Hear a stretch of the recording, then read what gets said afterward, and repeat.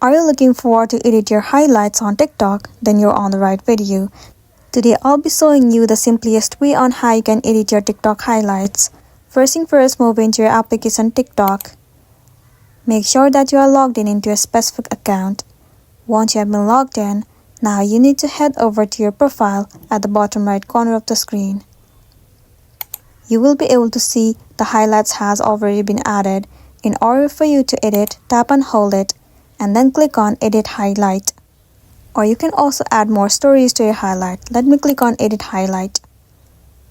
Right over here, you can simply rename your highlight. Remove the name that you have entered before. Once you have removed, now enter the new name that you want to. After that, click on Done.